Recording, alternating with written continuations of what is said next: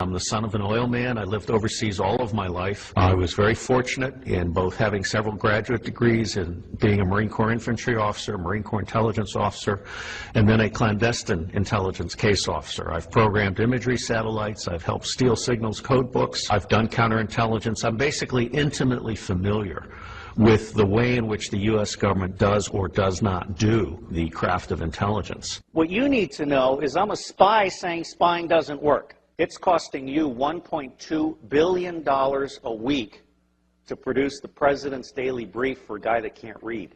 People don't realize this. Apart from the fact that NSA is 1950s mindsets with 1970s technologies, SAIC completely screwed up Trailblazer, Echelon is baloney. 80% of your signals intelligence comes from analysis of patterns.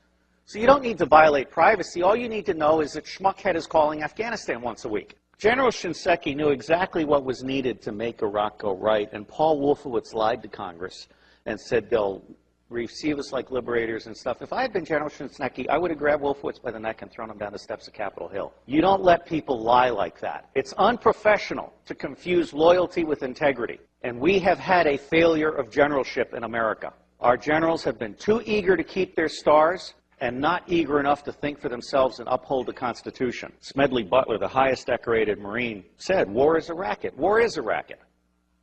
War is a racket, and the only reason it's happening is because the American public is lethargic. Blog that. You are the Paul Reveres and Patrick Henrys of our generation. Bottom-up horizontal connection is key. Sharing at all levels, not top-down control. Public intelligence and influence is about to take off. We are about to bury rule by secrecy. Civil affairs is the focal point. The intelligence guys need to go back in their box. Bloggers, not informants, are key. The FBI is about to try and hire 2,000 informants in a Soviet police-style approach to security. That's idiocy. If you bloggers self-organize and attach yourself like leeches to specific issues, corporations, organizations, challenges, whatever, you will be the intelligence Minutemen of this century. The power is in your hands. There aren't enough guns to kill us all, and Halliburton can't build the jails fast enough to keep us down. Bloggers, as Linux is organized, where you grab onto an issue or something and you are part of a structured citizen journalism blogging thing that lets no evil doing go unnoticed, that rules. So I think we're at a turning point. I think we're at the very beginning of a historic tidal shift in power, restoring the Constitution. I don't know how many of you are following this, but the Comptroller General has told Congress the United States of America is insolvent. We're out of Schlitz. We literally have no money to make it to the next decade. Now, there's some very easy solutions. I can eliminate all income taxes tomorrow and have more than enough money to fund the government by using some other guy's bright idea. We tax the Federal Reserve at 0.0006, doubles our money until we decide to put them out of business permanently, because we certainly should not have central banks. We've put together an electoral reform pledge, and it's my view that any member of Congress, any member of the Senate that refuses to sign both the constitutional pledge, supporting the Constitution, and the electoral reform pledge should be put out of business. And I believe that will be 95% of all of these people. It may be time to literally dump Congress on its ass and start over. The government has gotten stupid to the point that it can't write a statement of work. And so they ask the contractors to write a statement of work, and the contractors write a statement of work saying, you need more of what I haven't been able to sell. And the government says, oh yeah, right, good. Put it in the budget. This is real shit. I can crack all 10 of the top-level threats to humanity in less than 25 years for less than 1/3 of what the world is spending on the military. Blog that. And I will tell you the price of buying back the United States government. It's $500 million a year. In the early 90s, Newt Gingrich and the Republicans got together. Their plan is now on the street. It's been exposed by a Columbia professor. They concluded that they could buy the United States government from school board to State House to White House for $300 million a year, and by golly, they did. And every single member of Congress is impeachable for having abdicated their Article I responsibilities under the Constitution and serving as foot soldiers for the president and his mendacious vice president. If you confiscate all the wealth in the world, which I do not advocate, all you have is a $5 bill for every one of the 5 billion poor on the planet. For what we have spent on the Iraq War, I could have given a free cell phone to every one of the 5 billion poor on the planet. I could have taken the 10% residual capabilities on DoD satellites, abandoned communication satellites, and I could have provided free T1 to the Southern Hemisphere. Blog that. That's the kind of stuff we have to do. Because if we don't do that, those 5 billion people, instead of producing wealth that stabilizes the earth, are going to produce plagues, epidemics, criminal gangs, drugged up people. Ralph Peters, a friend of mine, and the bottom line here is the only path to wine, women, and wealth for badasses anywhere on the planet that have no money is guns. And what's happening here is we're at the very beginning. We're just starting to come out of our little eggshell. When the industrial era began, it broke the connection between kinship and trust. And it started treating people as commodities. And then we lost sight of our government and we allowed the corporations to buy the government. The United States of America no longer represents we the people. But you can change that. The reason it's not working today is because we have a military-industrial complex that profits from secrecy and war, and it does not profit from efficiency and peace. Blog that. The bottom line here is that central banking is an evil cancer.